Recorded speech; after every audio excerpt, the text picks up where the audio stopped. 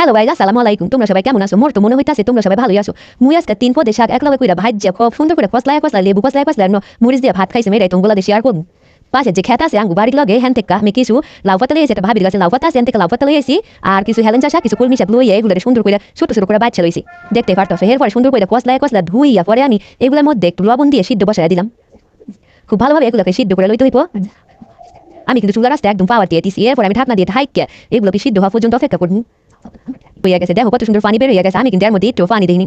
শাক সিদ্ধের মধ্যে কিন্তু পানি দেওয়ার কোনো দরকার নেই। এরপরে আমি এগুলো একটা ঝুড়ির মধ্যে দিয়ে পানিগুলোকে সেক্কা লইলাম। এরপরে আমি একটা কড়াইয়ের মধ্যে একটু তেল দিয়ে দিলাম। দিয়ে এর মধ্যে দিয়ে দিলাম একটা বড় সাইজের রসুন, 4টা ছোট সাইজের শুকনা মরিচ, 2টা পেঁয়াজ আর 6 থেকে 7টা কাঁচামরিচ আমি ফ্রাই লইছি। এরপর আমি তেল দিয়ে এগুলো খুব সুন্দর করে ভাজা লইতেছি। এগুলো কিন্তু খুব সুন্দর লাল লাল করে ভাজা লইতে হইব। দেখো কত সুন্দরভাবে এগুলো ভাজা হয়ে গেছে। এরপরে আমি এর মধ্যে শাকগুলো দিয়ে দিব। দিয়ে এগুলো গুতাইয়া নরম করে এগুলো আমি ভাজা লুম। খুবই কিন্তু ভালো লাগে। মোর চ্যানেলটাকে তোমরা সাবস্ক্রাইব করে দিও। মোর যদি ভিডিও ভালো লাগে থাকে মোকে একটা কমেন্ট করে দিও, একটু লাইক করে দিও। খুব সুন্দরভাবে বুতাইয়া এগুলো আমি ভর্তা করে ভাজা লুম। দেখো কত সুন্দর হয়ে গেছে, কত সব ফুড হয়ে গেছে। খুব কিন্তু মজা লাগে গরম গরম ভাতের লাগে লেবু বসলা দিয়ে কাঁচামরিচ দিয়ে ভাত খাইতে। মোর রান্নাটা কিন্তু খুব সুন্দরভাবে হয়ে গেছে। তোমরা যদি এমনি করে রান্ধো তাহলে দেখবা অনেক ভালো লাগবো। আজ এই পর্যন্তই। তোমরা সবাই ভালো থাকো, আমার একটু সাপোর্ট করো। আল্লাহ হাফেজ।